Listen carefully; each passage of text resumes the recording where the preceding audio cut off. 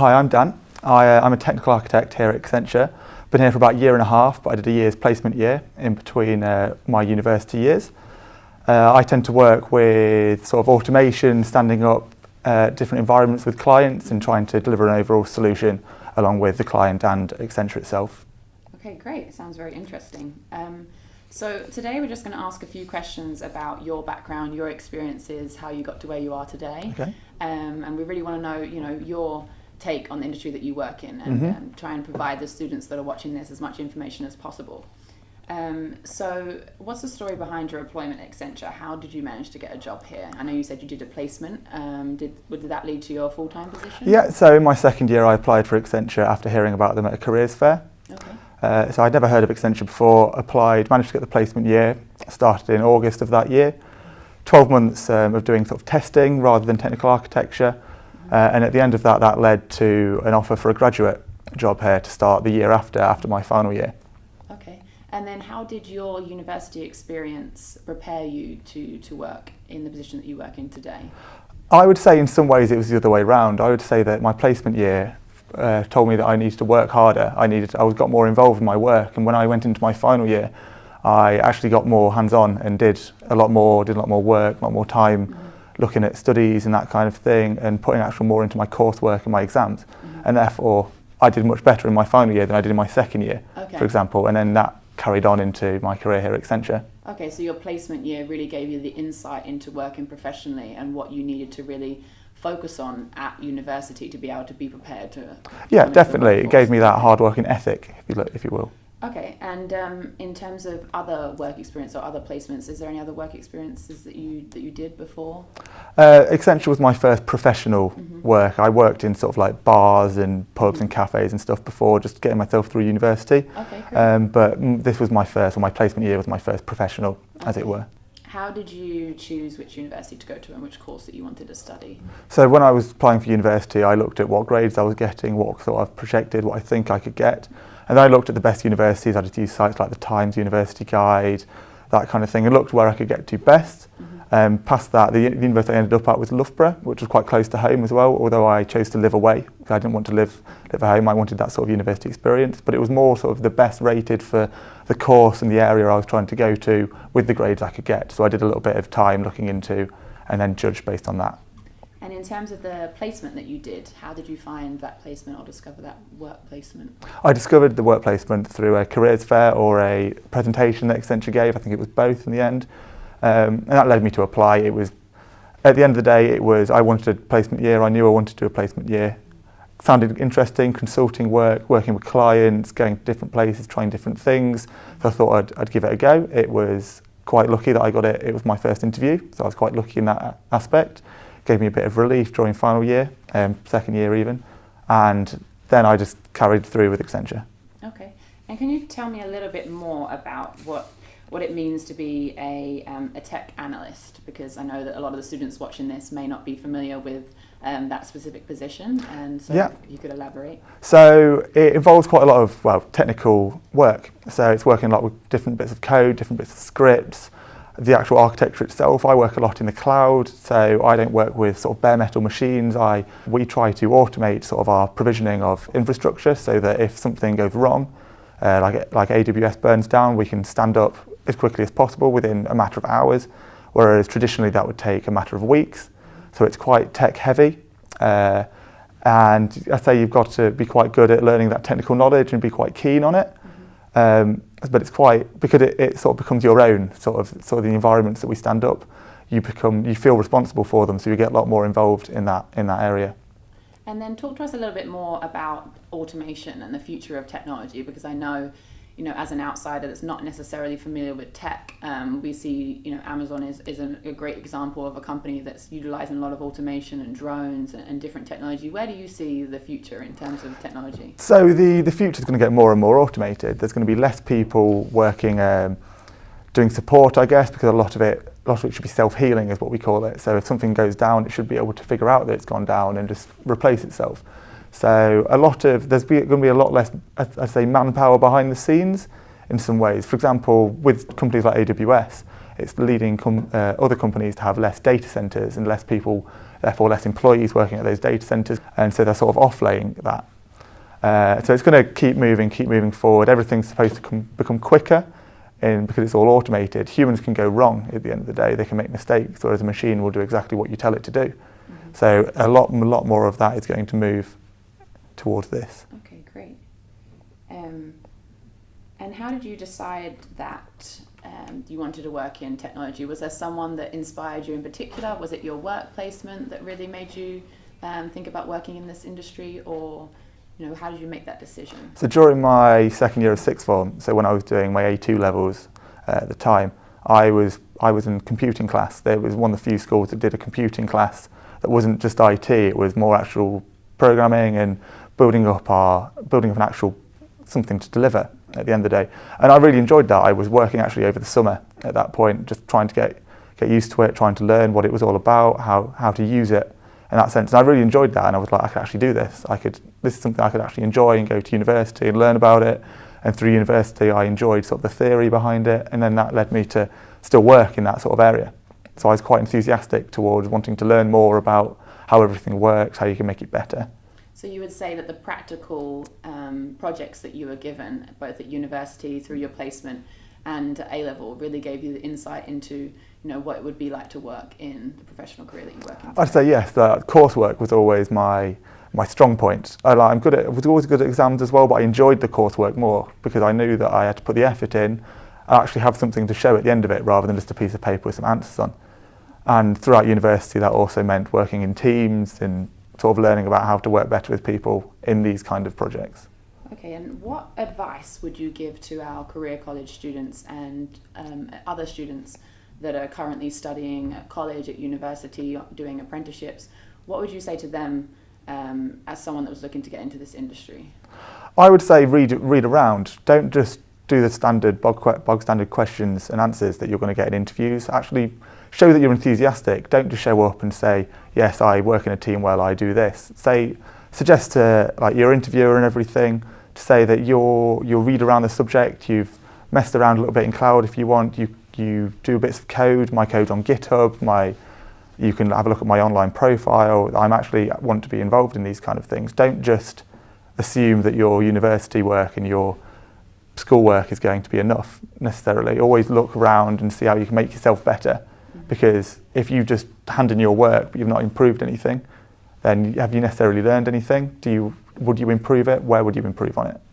So you would say you need to really differentiate yourself. You need to find ways that you've worked on specific projects and added value and gone above and beyond the standard work that other people do. So show that rather than just wanting to have it done, you want to have it done in a better way and show that you're able to sort of improve upon what's already been done. And what would you say was your most successful achievement so far working? So with Accenture, we launched something called the Accenture DevOps platform. It was a global thing. We did it last February. We did something during DevOps week. So the area that I work in specifically is called DevOps. And it was a set of tools essentially. It was a script that you could run and it would bring up architecture in AWS or whichever area you wanted it to be, and it would launch, and it gives you the ability to launch some tools on it, which was maybe what our project wanted. And we open sourced that to the community last February. It was my first project. It was quite exciting at that point. And since then, they've continued to work on it. I've left the project, but it's sort of a thing that Accenture's pushing quite a lot, and I was involved in the first global launch of that rather than the first iteration. Okay. And what do you think about working in a client-facing industry? Do you enjoy having that interaction with clients, or how is that for you? I quite enjoy having the interaction with clients. I think it's important to actually work with them rather than for them, if you get what I mean. So you actually should be talking to them, go to events with them. If they're arranging something, support it. If you think something they're doing is wrong, challenge it. You should work with them. You're not there to serve them. You're there to actually improve what they've got and help them along with their journey, whichever project you're on. So it's quite important not to, obviously you've got to be careful around what you're saying around the client and make sure that you don't step out of line, but you should always challenge and be friendly and that kind of thing. You should treat them almost as an Accenture employee rather than a client. Okay. And if you could go back and change one decision that you made, what would that be and why? And it could be related to your university decision, or where you decided to go to college, the A-levels that you studied, perhaps gaining more work experience when you were younger, or additional apprenticeships, or something that could... I would say maybe, so in between sixth form and my university, I took a gap year. Not on purpose, it was due to me not getting the original grades, but it just happened. But during that year, I just ended up working in a pub. And perhaps I should have, knowing that I wanted to go into computer science and computing and that sort of area, I should have gone and done like an internship, a 6-month stint at a company, not necessarily paid, but it gives you more of an idea of actually that's what you wanted to do. For me, it worked out quite well. I still ended up doing something that I really enjoy, but perhaps I'd have had a better idea if I'd have spent that year doing something more closely related to what I wanted to do overall, rather than just doing it because I needed a bit of money. Mm-hmm. Excellent, thank you. And just a few more questions. Do you have the time, Julia? There's a clock just up there. Oh, I see, perfect. So what is it like to work for Accenture as a company? What is the culture like within Accenture? I know that you mentioned that you work with the client a lot and you're not often in the office, but how is the culture here? So there's quite a social culture in Accenture. There's a sort of, factions probably isn't the right word, but divisions of people. So I'm in something for architects or technical architecture, and I'm part of that group, and every few months there's always an event where everyone gets invited, everyone can go. It's usually in London, but they're often around the country if people are remotely located. Sort of get status updates on how it's going, and then sort of like a drinks event or a dinner afterwards. And so you get to meet loads of different people in different areas that you wouldn't have met just working for that one client. There's also lots of opportunities when you first come in as an analyst or an associate, so the sort of lower levels, the graduate levels, the apprenticeship levels, where you get to go and just interact with your peers, so the people at your level, the level above, the level below, and you get sort of an update of where your sort of area is going, where you're going, how your promotion should be looking, what you need to do to make sure that you're ahead of the game or looking to be promoted in that sense. And then again, it gives you a chance to interact with senior people, people of your level, people you wouldn't necessarily have met. Okay, great. And do you have anyone that sort of inspires you to, like a manager, someone that you work with, someone that you look up to that, you know, really convinced you to either take the career that you're in today, or continue to progress through the position that you're in? So in terms of finding the career I'm in, I kind of found that by myself. Sort of, I knew that I always enjoyed working with computers and IT and computing. My dad, I suppose, was into this kind of thing a little bit, but not so much. But I found my way into computer science and what I wanted to do. In terms of working with people, I work with people, sort of my managers and my MDs and my senior managers, as they were. I don't see them as senior necessarily, I see them as colleagues, and then I sort of try to aspire to work as quickly and as possible with them rather than for them again. So I want to get advice on whether I'm doing something correctly. Maybe I can give them some advice on what they're doing or where I think it should go, and we're working together to move something forward quickly. So I suppose my aspiration, or where I get inspiration even, comes from, I just want to deliver something great with the people that I'm working with, rather than looking up to someone who's already done it. I'd want to look at what's happened in the past, but also make our own story. So you would say that there's a lot of teamwork working, you know, within this industry. You have to be good at working on teams. And where would you think that you gained that skill from, if you could draw back? I would say I've never been too uneasy talking to people. So, but there was sort of maybe around sort of sixth form, I'd often keep to myself. But once presented the situation, I'd work quite well in a team, and I'd try and make sure that I'm doing my bit and encourage others to do the same. Throughout university, or I suppose the same in college, you get forced to work with these kind of people. You're in a class of 20, 30. You're asked to work with other people. You're getting advice off other people in coursework projects at the end of the day as well. If you go it alone and you do really well, that's great. But have you necessarily done it in the right way? You need to ask other people. When you work in a course project, a group project at university or college, you need to make sure that you're working with those other people, because you're not perfect. You're going to make mistakes, and it's other people's not responsibility, but they help to spot those mistakes, and they say, oh, maybe we should do it in this way, and then you end up with a better solution. So you just sort of need those skills and be able to actually listen and talk to people. Excellent. That was a great answer. And two more questions. Okay. How prepared did you feel when you first started working professionally? Do you feel that there was anything that sort of surprised you when you first started working for Accenture, and something that you could have prepared for better?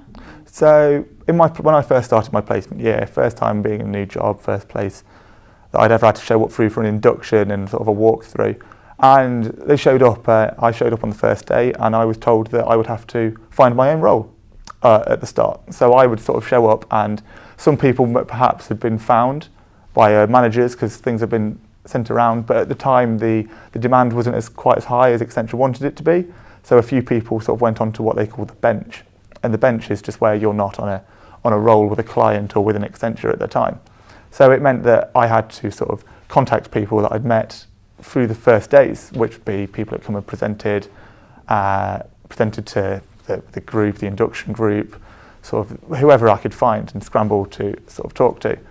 And that was quite a surprise to me, possibly because I hadn't done enough research around what I was actually coming into. I just knew that Accenture was a consulting company, we worked with clients, and you could end up on client side. I wasn't aware that perhaps I'd have to find the best roles and where I'd need to be.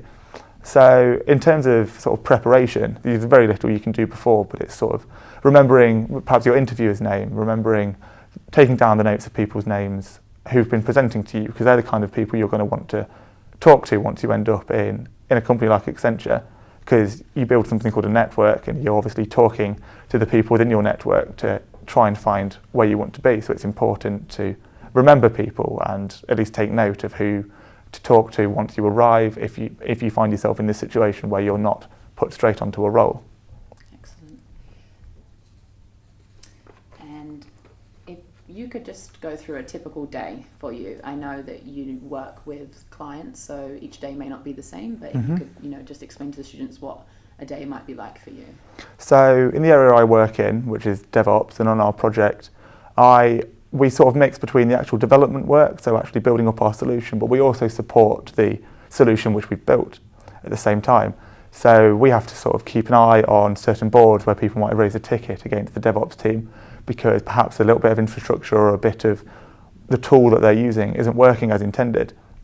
So first sort of things, making sure that everything's up and running, making sure we're not just providing to the client, but providing to the teams that are building other parts of the solution overall. So it's making sure that we're working with different bits of the team. So we working an agile methodology.